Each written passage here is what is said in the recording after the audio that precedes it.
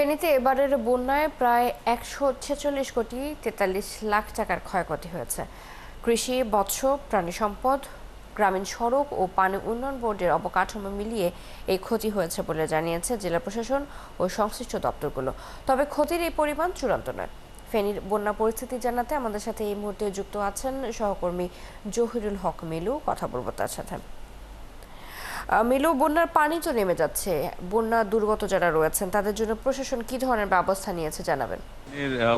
ফুলগাছুরাম এবং ছাগলনাইয়া যে মোহরী কহুয়া এবং সিলোনিয়া নদীর যে ৪১টি স্থানে বাঁধ ভেঙে লোকালয়ে যে পানি প্রবেশ করেছে এবং সৃষ্ট যে বন্যা, সে পরিস্থিতি কিন্তু উন্নতি হয়েছে।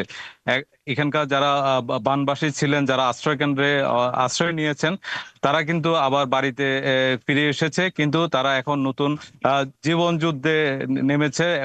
প্রতিনিয়ত এখানকার প্রতিটি ঘরে ব্যবহারের অযোগ্য হয়ে পড়েছে।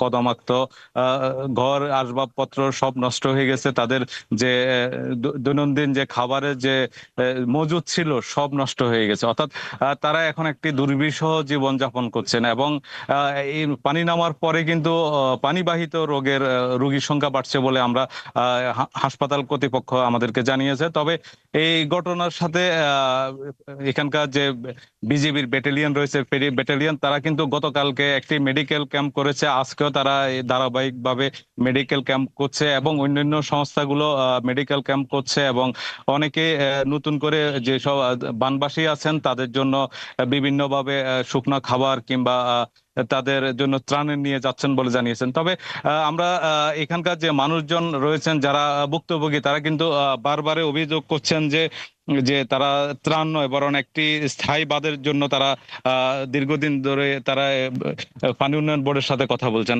পানি উন্নয়ন বোর্ডের সাথে কথা বলে আমরা যেটুকু জেনেছি যে তারা এই যে কয়টি বাঁধ ভেঙেছে সেখানে তারা সংস্কারের কাজ শুরু করবে এবং তারা স্থায়ী বাঁধের জন্য ৭,৩৪০ কোটি টাকার একটি মেগা প্রকল্প হাতে নিয়েছেন। এবং তারা বলছেন যে চলতি অর্থ বছরে সেটি বাস্তবায়ন করা সম্ভব। তারা এই বছরে কাজ শুরু করতে চায় এবং এই প্রকল্পটি ৫ বছর স্থায়ী হবে বলে তারা জানিয়েছে। তবে তারা বলছে যে এই বাঁধটি হলে এখানকার যে জলাবদ্ধতা এবং যে উজানের পানি আসা সেই সমস্যাগুলো লাঘব হবে।